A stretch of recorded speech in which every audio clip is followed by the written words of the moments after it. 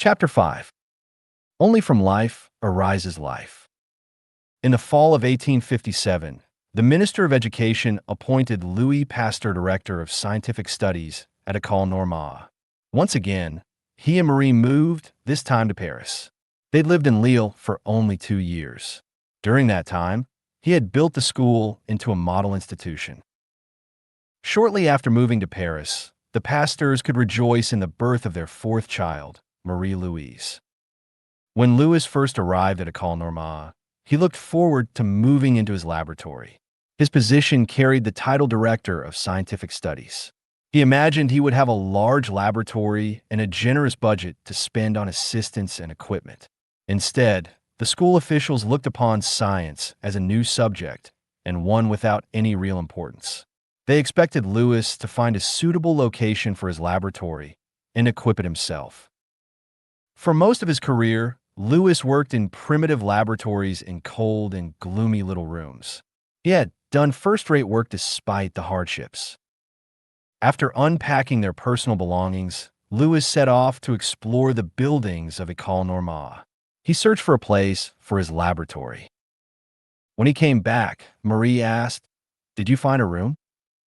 Louis did not look pleased. "Yes, I did," Louis told her. "I finally found 2 small and used rooms in the attic. They're the only rooms I can find. It's a miserable location for a laboratory." Marie visited the rooms with him. She, too, wondered why the school treated him so shabbily. Why are scientists pushed off into the cellar or attic? She wondered. Louis Pasteur would not let a difficulty stand in the way of his work. Each day, he cheerfully climbed the stairs leading to his attic laboratory. He had no assistant except for Marie, who transcribed his notes. He stocked the laboratory with instruments made with his own hands. What he couldn't make himself, he bought with money from the family budget. In the summer, the heat drove him from the attic rooms. The next fall, Louis transferred his laboratory to 5 small rooms originally intended for the school architect. He found space for everything but his incubator oven. He used the oven to keep growing cultures at the right temperature. He installed the incubator under a stairwell. He could only enter by crawling on his hands and knees. In the little space beneath the stairwell, Louis began a long series of experiments about how microscopic life began. The question of how microscopic life grew out of Pasteur's study of yeast cells. Most scientists believed microscopic life, including yeast cells, sprang into existence out of non-living matter. They gave the name spontaneous generation to this idea. From Aristotle's time in ancient Greece, naturalists accepted spontaneous generation, at least of vermin such as insects, worms, or mice. Maggots, for instance, appeared in decaying meat. They apparently grew out of the substance of the meat itself. In the early 1600s, William Harvey, an English physician, cautioned against believing in spontaneous generation. He suggested that small living things might arise from tiny seeds or eggs that were too small to be seen. Francesco Redi, an Italian physician, decided to test the idea that maggots spontaneously appeared in spoiled meat. He partially filled 8 flasks with a variety of meats and meat broth. For he sealed point 4 he left open to the air. Only meat in the open vessels bred maggots. Meats in the closed vessels bred no maggots. Flies could land only on the meat in the open vessels. Redi concluded that maggots arose from eggs laid by flies. Some naturalists objected to his experiment. Sealing the flasks kept out air. They claimed that the absence of fresh air in the closed containers prevented maggots from spontaneously growing. Francesco Redi repeated the experiment without closing any flasks. To keep the flies from laying their eggs on the meat, he covered the flasks with a piece of gauze. Flies, attracted to the smell of the spoiled meat, laid eggs on the gauze. The eggs hatched into maggots. The meat itself grew no maggots. As the years passed, scientists collected evidence against the spontaneous generation of mature animals such as mice and insects. But what of microorganisms? Could they appear from non-living matter? Most scientists believe so. They pointed to experiments by John Needham. In the 1700s, he boiled mutton broth in a sealed container. When he opened the containers a few days later, a multitude of microorganisms swarmed in the broth. What could have caused them other than the broth itself? According to this view, there was no point in studying microscopic life. Germs that mysteriously spring into life one day would be totally unlike the germs that appeared the next day. During the 1700s, Carolus Linnaeus undertook the difficult task of classifying all living things. He grouped them according to similarities and differences. He put all cats in one family, which he called feline, all dogs in another family, which he called canine, and so on. He threw up his hands at the very idea of studying the multitude of tiny living things seen through the microscope. There are too many of them, Carolus Linnaeus said, and they are too difficult to observe. He put all microscopic life together into a family called chaos, a term meaning total confusion. Louis Pasteur disagreed. Scientists, if they tried, could tell one little creature from another. One specific microorganism causes alcohol fermentation, he responded. Another specific microorganism causes milk to sour. I can tell them apart. As microorganisms reproduced, the next generation was like the previous one. One type of germ didn't change into a different type, as some people believed. Lewis agreed with Genesis 1 verses 20 to 21. The Bible states that God created life that reproduced after its kind.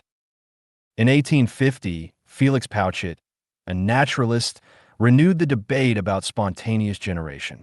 In a paper to the Academy of Science, he wrote, "By meditation it became clear to me that spontaneous generation was one of the means which nature employs for the reproduction of her creatures. I applied myself to discover by what process one could prove this truth." Lewis could not have been more upset. Professor Pauchet arrives at scientific truth merely by thinking about it, he fumed. He could not imagine a true scientist accepting an idea as fact without first testing it by experiments. Felix Pauchet claimed that microscopic plants and animals could spring into life from non-living matter. He said, "Take a flask and fill it with organic ingredients. Boil the mixture until you kill all life in it. Set it aside. Within a few days, the broth will swarm with microscopic organisms. How can you explain this other than through spontaneous generation?" Louis Pasteur decided to enter the fray about spontaneous generation. Jean-Baptiste Biot was aghast that Lewis so eagerly embarked upon the new line of research. He was an old man, aged 86, and he loved Lewis like a son. Anxiously, he urged Louis Pasteur to stay away from what he considered fruitless research. "It is a swamp," Jean-Baptiste Biot cried. "You will never find your way out." "I shall try," Lewis said simply. The great man's face wrinkled into lines of disapproval. No one has yet been able to solve the problem. Scientists have wasted years in hopeless labor. They debate endlessly. Yet, the question remains unsolved. The project is a folly. J.B. Dumas agreed with Biot. He discouraged Lewis from seeking to solve the mystery of spontaneous generation. Gently, he said, "I would advise no one to dwell too long on the subject." It distressed Lewis to act contrary to the advice of the two men he considered his masters. He explained, "There's so much hidden, together with so much emotion on both sides of the question. I shall discover the correct answer and convince others of my conclusions." As a first step, Lewis repeated the experiments of Lazzaro Spallanzani, an Italian biologist. In 1786, Lazzaro Spallanzani concluded that John Needham simply hadn't boiled his broth long enough. Some microorganisms are especially heat-resistant. They survive the short boiling time. Lazzaro Spallanzani boiled the meat broth for more than an hour. The long boiling killed even the most hardy microorganisms. Then he sealed the flasks to keep microorganisms in the air from falling inside. No matter how long the sealed flasks stood before he opened them, the meat broth did not spoil. Those who favored spontaneous generation immediately raised an objection. They claimed that the long boiling and closed flasks destroyed some vital part of the air. Without this vital principle, life cannot spring into existence. They said, natural air must be allowed back into the flask after it is heated. Neither Lazzaro Spallanzani nor any other scientist succeeded in overcoming the objection.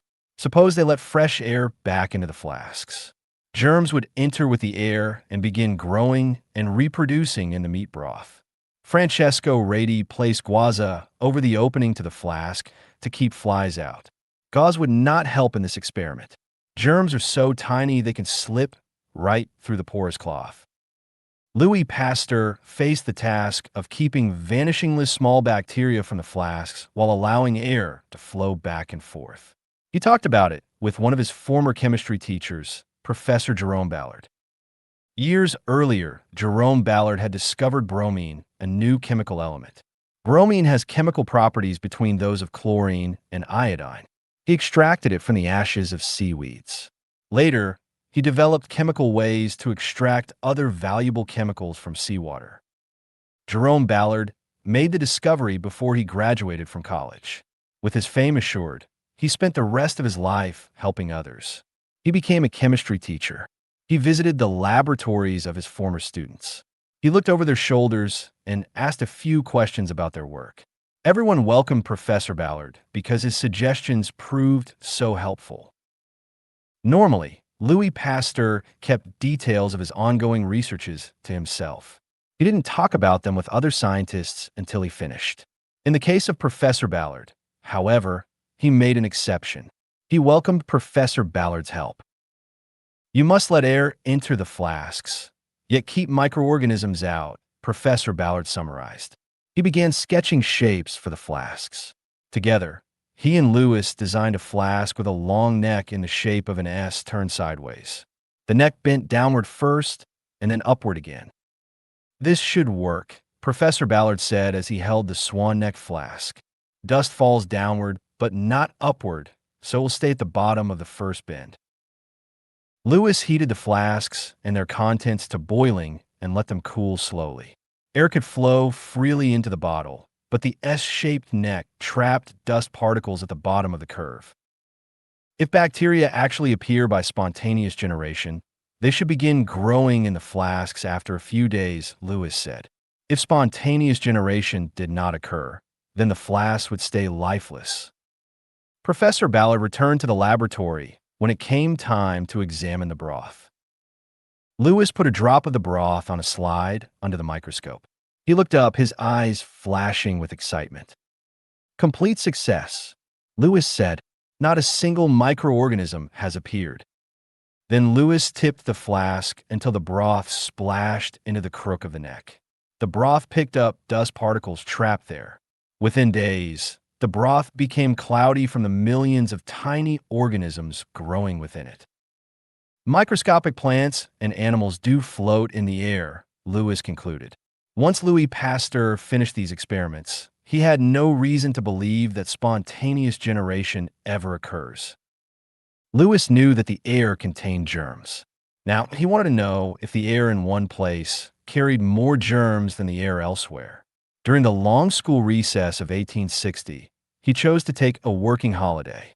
He prepared nearly 100 small glass bulbs with long stems. Into each bulb, he placed some liquid that he had found to be especially suitable for growing microorganisms. He carefully packed the glass bulbs and took them home to Arbois. After a reunion with his father, Louis met with Jules Versel, his boyhood friend. Louis said, "During the last few weeks, I've been taking air samples all across the country." "What have you discovered so far?" his friend asked. "It is as I suspected," Louis said. "The air is purer in some places than in others. For instance, I opened 10 bulbs in the motionless, cool air of the cellar at the Observatory of Paris. The next day, I found germs in only one of them. On the other hand, I opened 11 bulbs in a busy, dusty street.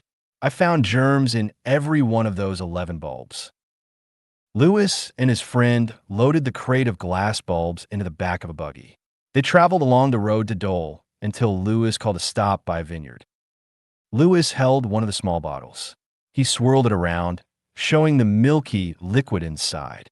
"Before I left Paris," Louis said, I boiled the liquid to kill any germs already present. I sealed the bulbs by melting the glass of the stems while the steam still escaped. The steam drove out the air, so there's a partial vacuum inside. When I break off the end of the bulb, air and atmospheric dust rush inside to fill the vacuum. What happens then? Jules asked. Germs from the air fall in the broth and begin growing and reproducing. Within a short time, even a single germ from the air will give rise to millions of them. Every drop inside the broth will be alive with tiny plants, animals, and mold. Louis heated the pliers in a flame. This kills any germs that might be on the pliers, he said.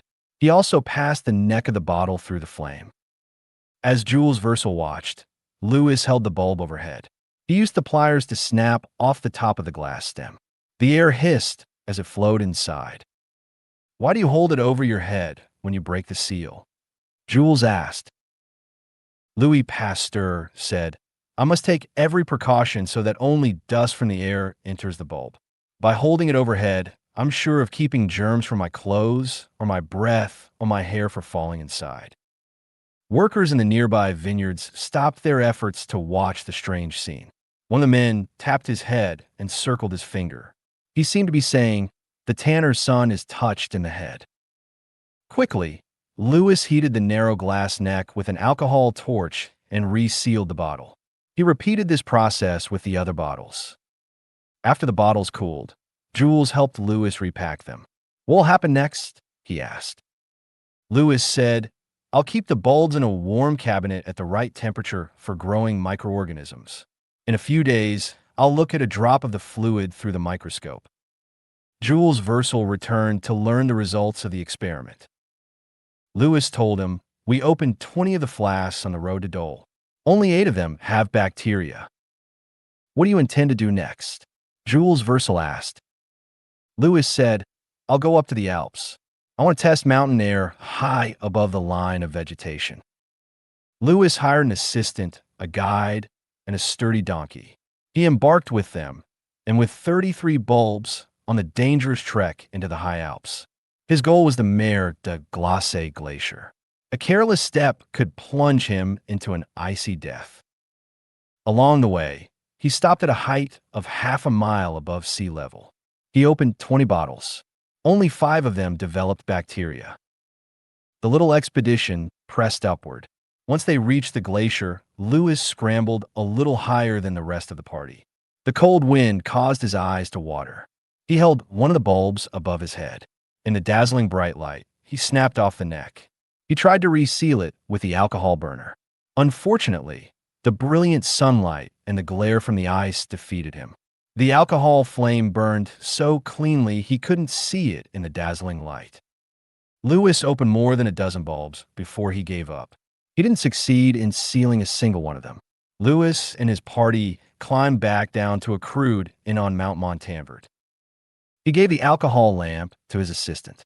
Find a tinker to modify the torch so it doesn't burn as cleanly. I must see the flame better. The next morning, Louis returned to the glacier. He counted his bulbs. Only 20 left. This time it would have to work, and it did.